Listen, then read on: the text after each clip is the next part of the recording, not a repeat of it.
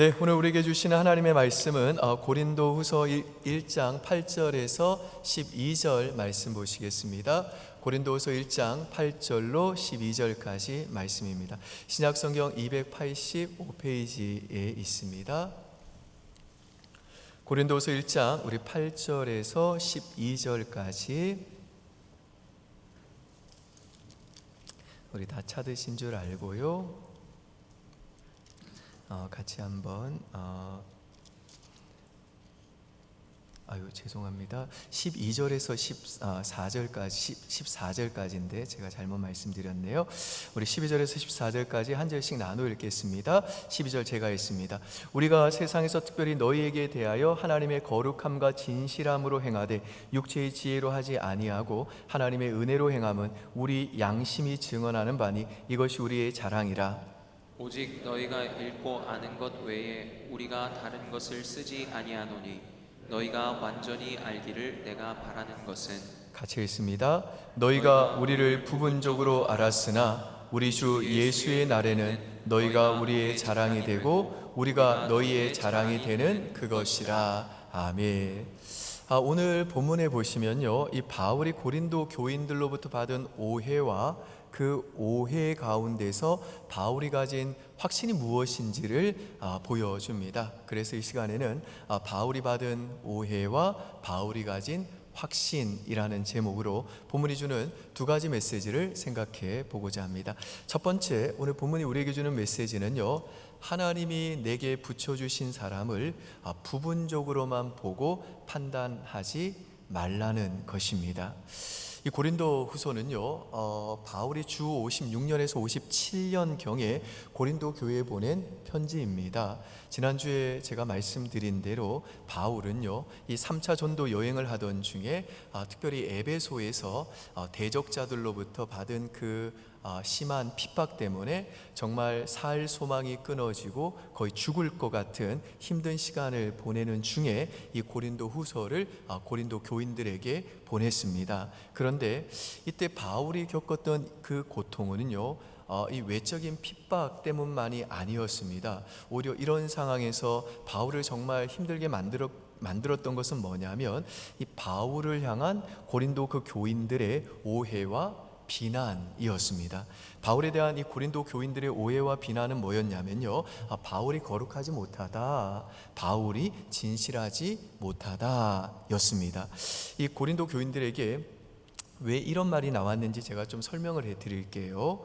이 바울이 이 고린도 교회를 개척하고 나서 1년 6개월 동안 사역을 한 후에 바울은 다른 지역으로 가서 또 전도 사역을 했습니다. 그런데 이 고린도 교회 안에 분쟁이 있고 성적인 죄악이 있다는 소식이 바울의 귀에 들린 거예요. 그래서 바울은 잠시 동안 이 고린도 교회를 잠깐 방문해 가지고 그들의 문제를 확인했는데 진짜 그런 문제들이 있었던 거죠. 그래서 너무너무 실망한 채 이 바울이 다시 고린도 교회를 떠났습니다. 그리고 나서 바울은 그들을 심각하게 책망하는 편지를 한 장 보냈습니다. 그 편지는요, 이 고린도전서와 이 고린도후서 사이에 바울이 보낸 편지였는데 지금은 분실해 가지고 존재하지는 않습니다. 그 편지에서 바울은 이 고린도 교인들에게 내가 마케도냐에 가기 전에 너희들에게 한번 들르겠다. 그리고 마케도냐에서 다시 내가 예루살렘으로 가기 전에 한 번 더 너희를 방문하겠다라고 그랬습니다. 그러니까 바울은 그 고린도 교회의 그 문제를 다루기 위해서 두 차례 이 고린도 교회를 방문하겠다고 이 고린도 교인들에게 말한 거예요. 그런데 바울은 나중에 그 고린도 교회의 문제가 더 심각해졌다는 소식을 듣고는 고린도 교회를 두 번 가기로 했던 그 자기의 계획을 좀 변경해 가지고 내가 한 번만 방문하기로 그렇게 결정을 내립니다. 바울은 이 고린도후서에서 그 이유를 이렇게 설명해요. 내가 그 당시에는 너무너무 화가 나 있었기 때문에 그런 상태로 너희들을 방문하면 너희들에게 이로울 게 하나도 없고 오히려 내가 감정적으로 일을 처리할 것 같아서 내가 한 번만 방문하기로 했다라고 설명을 합니다. 그런데 이걸 두고 당시 고린도 교회 안에 있던 바울을 반대했던 사람들이 뭐라고 그랬냐, 바울이 비겁하게 문제를 피하려고 한다 라고 비난을 한 거예요. 아니, 오기로 했으면 와야지. 바울이 이랬다 저랬다 말을 바꾸는 걸 보니까 바울은 거룩하지 못하다, 바울은 진실하지 못한 사람이 틀림없다, 바울이 자기 편한 대로 저렇게 말을 바꾸는 걸 보니까 그는 지도자 자격도 사도 자격도 없는 거 아니냐, 이렇게 바울을 비난하면서 이 바울과 이 고린도 교인들의 관계가 많이 틀어져 버린 겁니다. 그래서 바울이 자신을 그렇게 오해하고 비난하고 조롱하는 이 고린도 교인들에게 이렇게 얘기를 해요. 12절과 13절 보실까요?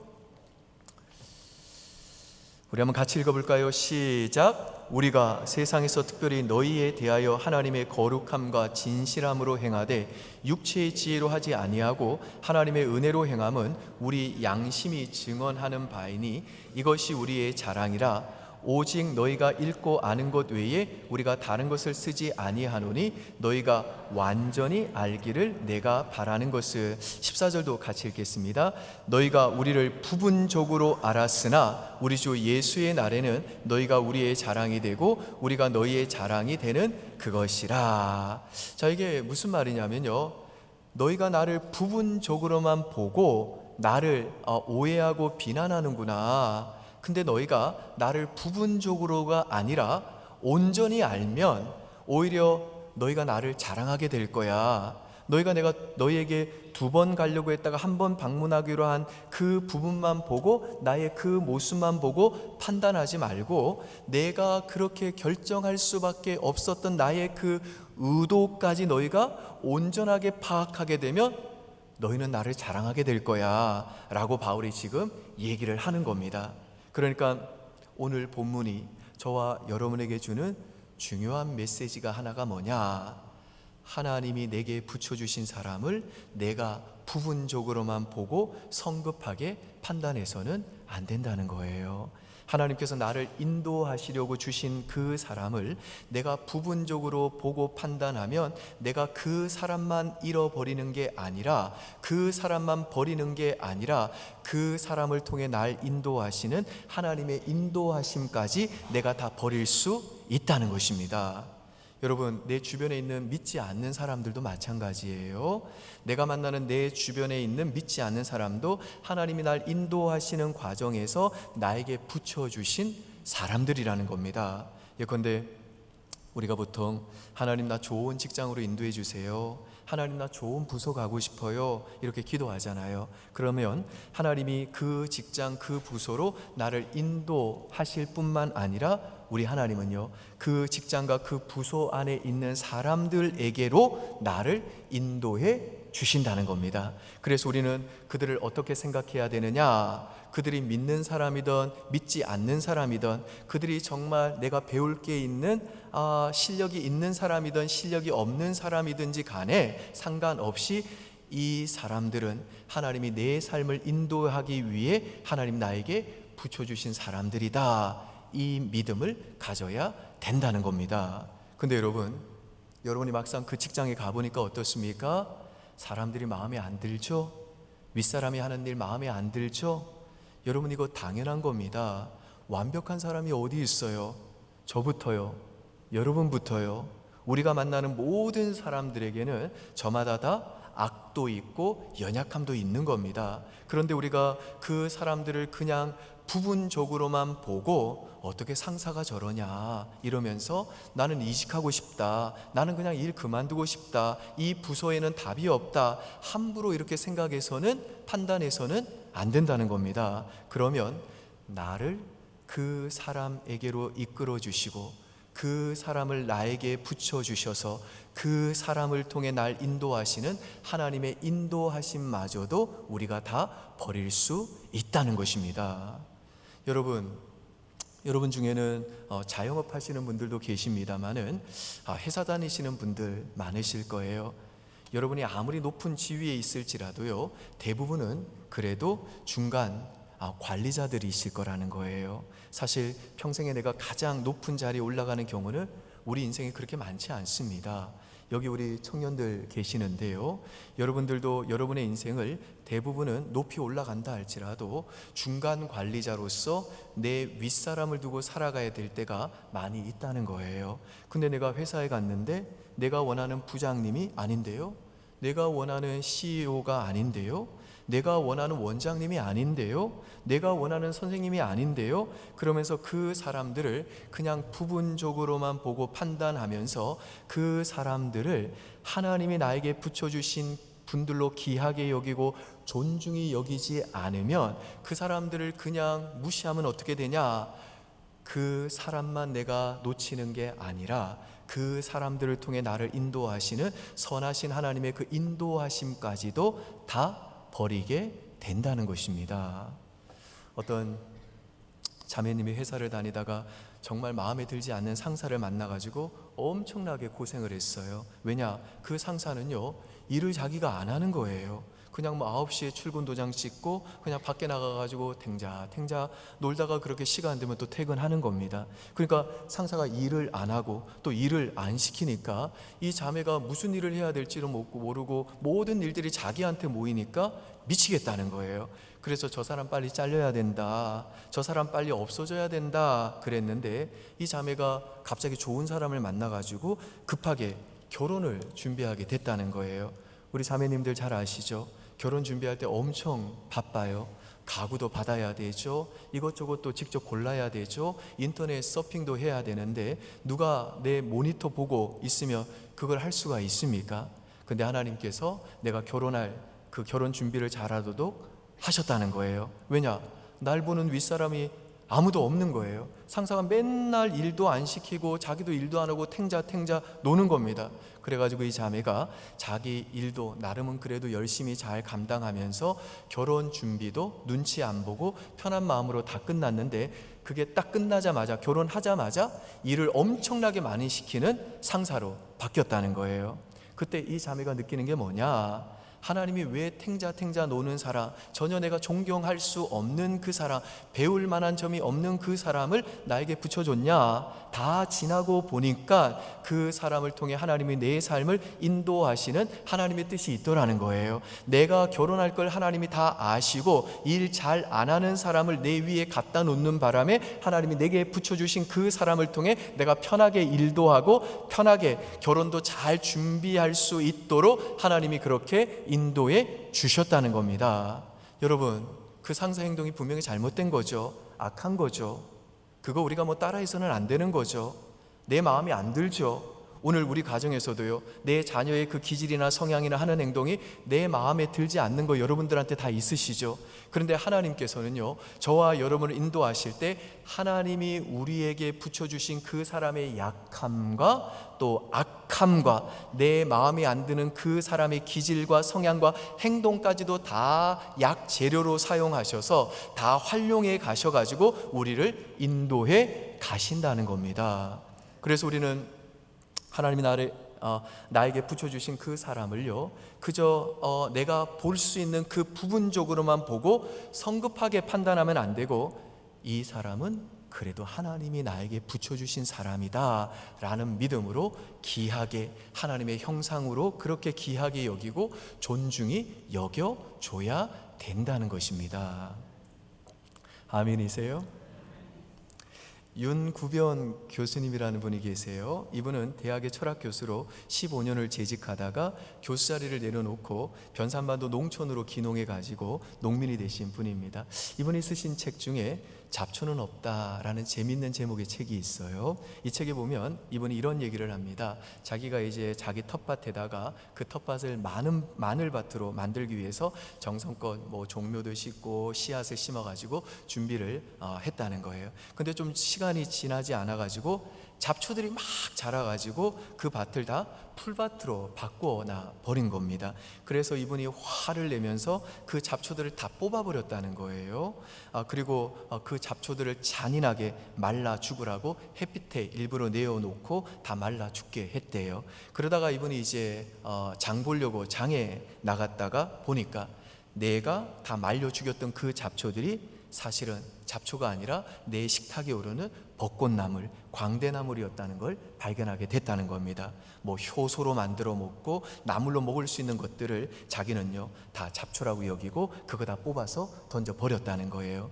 내 손으로 심은 것이 아니었고 내가 원하지 않았기 때문에 나는 그것들을 잡초로 여겼다는 거죠. 그러나 그것들은 알고 보니 이름을 가진 각각 귀한 나물들이었다는 거예요. 그러면서 이분이 하는 말이 뭐냐? 잡초는 없습니다 라고 그러셨어요. 여러분 무슨 말이죠? 내가 원하지 않았기 때문에, 내가 원하는 방식으로 커주지 않았기 때문에 나는 그것들을 잡초라고 여겼다는 거예요. 그런데 알고 보니 그 이름은 망초, 쓴바귀, 또 새비름, 또 광대나물, 벌꽃나물, 비듬이라고 불리는 나름대로 예쁜 이름을 가진 귀한 식물들이었다는 거예요. 잡초는 없더라는 거예요.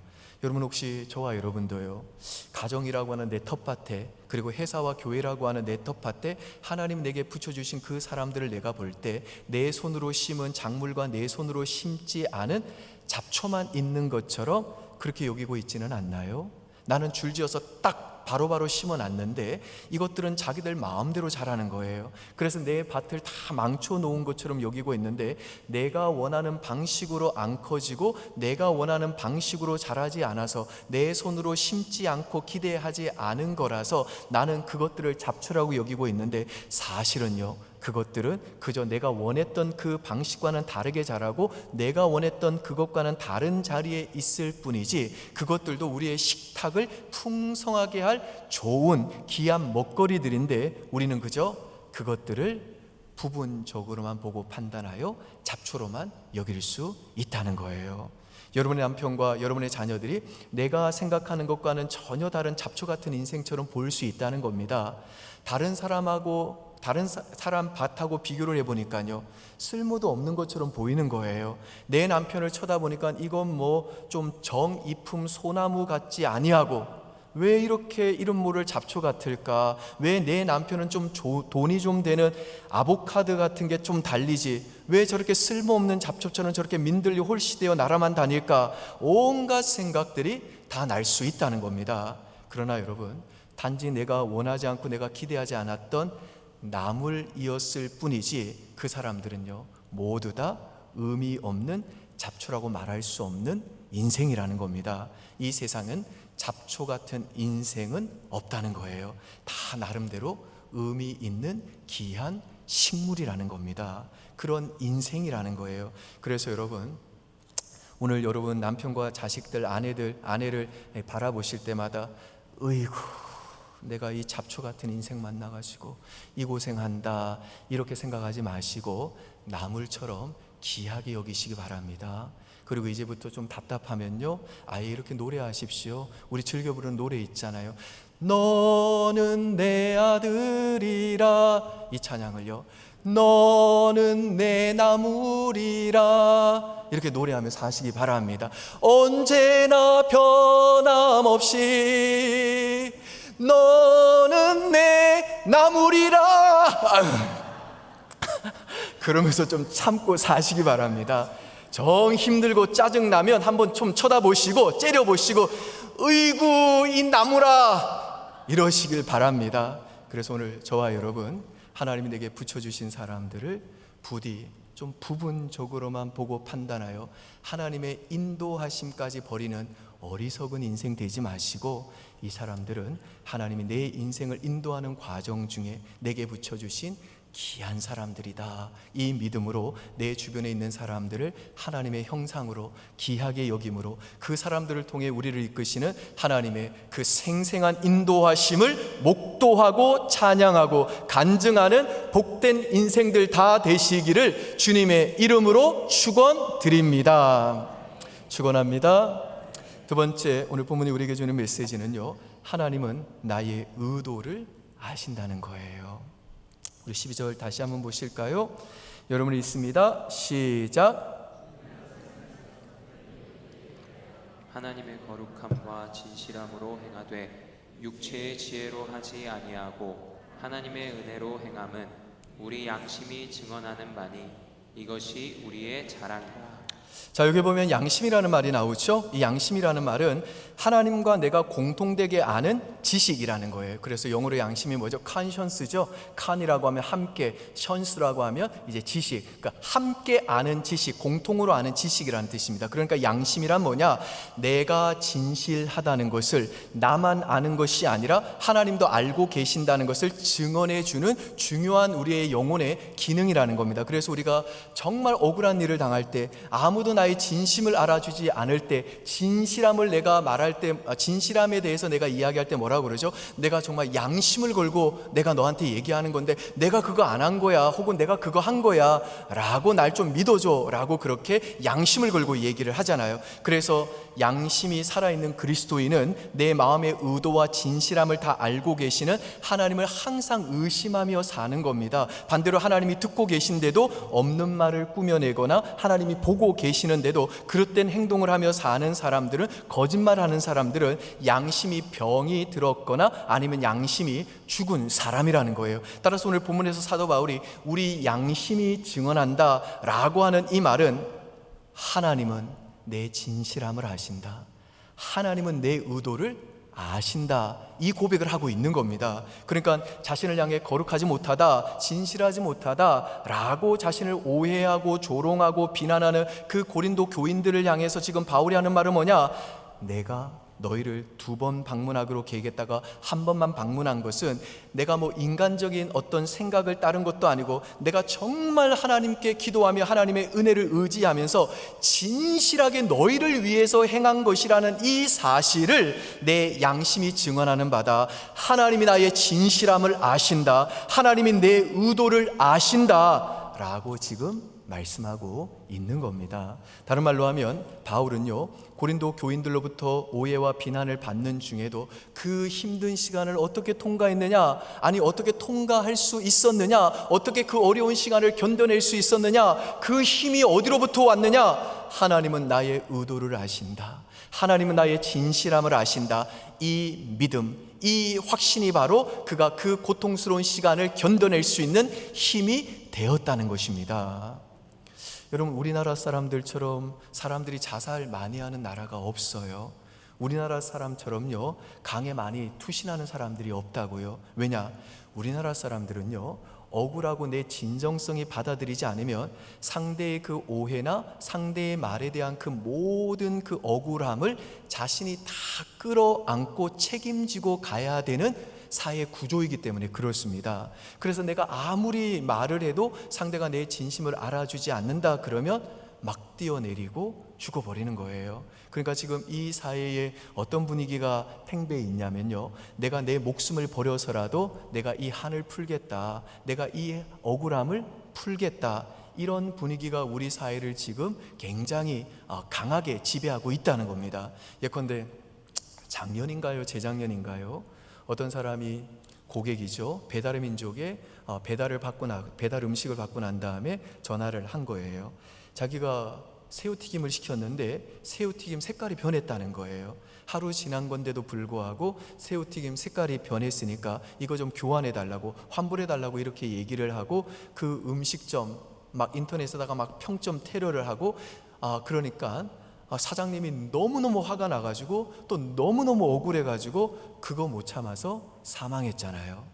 요즘 전화로 업무 보시는 분들이나 공무원도 보면요, 클레임, 이의제기가 한번 클레임이 한번 들어오면요, 그 인사평가에 지장이 있고 그 회사에 찾아와가지고 그 고객이 담당자 나오라고 막 그렇게 인터넷에 올려가지고 이 사람이 이런 식으로 나를 대우했다, 나쁘게 고객을 상담했다라고 이렇게 클레임 한번 걸면 모든 책임이 자기한테 오는 구조다 보니까 지금 우리 사회의 이 많은 분들이 울분과 이 억울함에 사로잡혀 있다는 겁니다.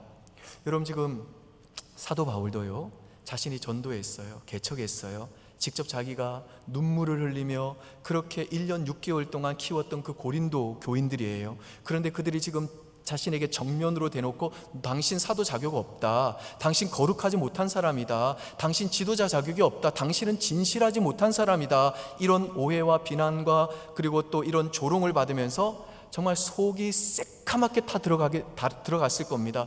정말 인간적으로 보면요, 억울하고 분해가지고 우라통이 터졌을 거라고요. 그런데 바울은 이 삶의 답답한 문제, 이 억울한 문제, 이 우라통이 터지는 이 문제 앞에서 어떻게 버텨냈느냐? 하나님이 나의 의도를 아신다. 하나님이 나의 진실함을 알아주신다. 이 확신을 가졌다는 거예요.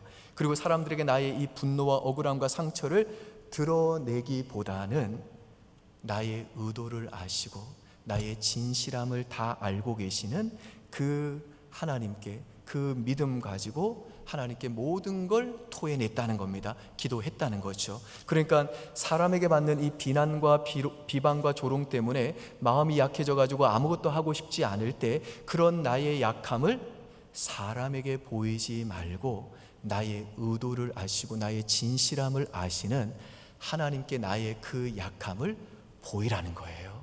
기도로 쏟아내라는 겁니다. 하나님은 내 마음의 의도를 아시는 줄 믿습니다. 하나님은 나의 진실함을 아시지 않습니까? 그러면 내가 저 사람 응징하지 않겠습니다. 하나님이 응징해 주십시오. 저는 나의 약함을 사람에게 드러내는 대신에 하나님께 나의 약함을 드러내겠습니다 라고 기도하라는 것입니다.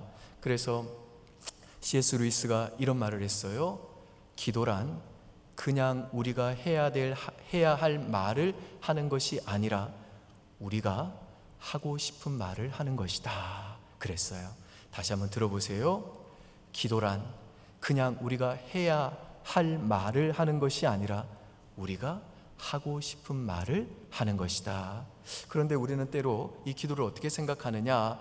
내가 해야 될 말을 하는 것이라고 생각하기 때문에 기도하기가 싫을 때가 있다는 거예요. 그러니까 하나님은 내가 사람들을 사랑하고 용서할 힘을 달라고 기도하기를 기뻐하신다는 걸 내가 알아요. 그런데 나는 지금 그 기도를 하고 싶지 않은 거예요. 그래서 아예 기도를 안 한다는 겁니다. 그런데 저는요, 내가 억울한 일을 만나 답답하고 아프고 힘들 때 이 C.S. 루이스가 말한 것처럼 하나님, 저 죽어도 저 사람 용서 못하겠습니다. 아니 하나님, 저는 저 사람 용서하지 않을 겁니다 라고 내가 하고 싶은 말로 기도하는 게 맞다고 생각해요.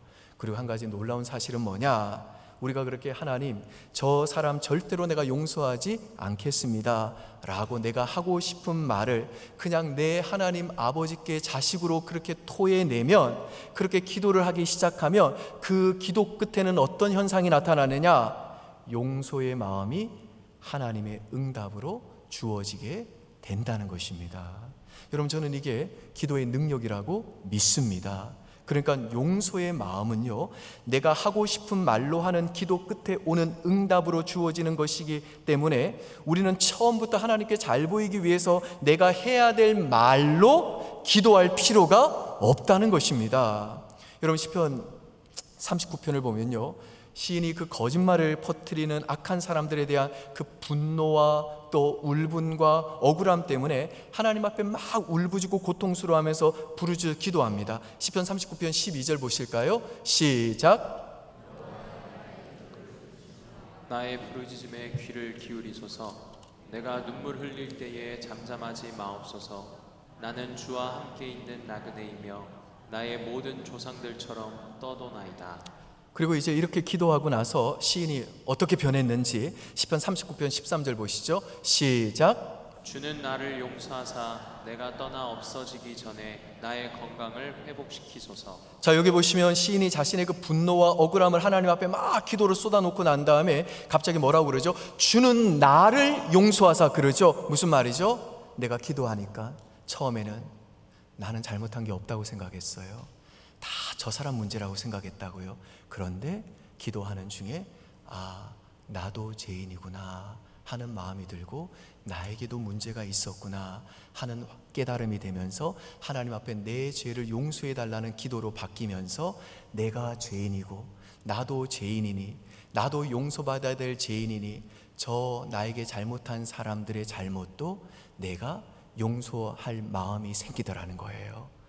저 사람도 불쌍히 여기는 마음이 생기더라는 거예요. 그리고 나서 갑자기 뜬금없이 나의 건강을 회복시키소서라고 그러죠. 갑자기 건강 이야기가 여기서 왜 나오나 싶은데요, 여기에 나오는 나의 건강을 회복시켜 주소서라는 이 말을 원어적인 의미로 보면요, 내가 다시 웃게 될 줄 믿습니다, 이거예요. 그래서 ESV 영어 성경에서는 나의 건강을 회복시켜 주소서라는 이 말을 I may smile again, 내가 웃게 될 것이다 라고 번역을 했습니다. 그러니까 사람들로 인한 그 분노와 상처와 억울함 때문에 시인이 그 스트레스를 견디지 못해서 웃음이 사라졌다는 거예요. 여러분, 웃음이 사라지니까 어떻게 됩니까? 당연히 건강도 상하겠죠. 근데 시인이 사람이 아니라 하나님 앞에서 자신의 그 약함과 억울함과 분노를 하나님이 나의 진실함과 나의 그 의도를 아신다는 그 확신 가지고 토로하면서 막 그렇게 눈물로 부르짖고 기도하고 나니까 하나님이 시인에게 어떤 열매를 주셨냐, 어떤 기도의 응답을 주셨냐, 어떤 확신을 주셨냐.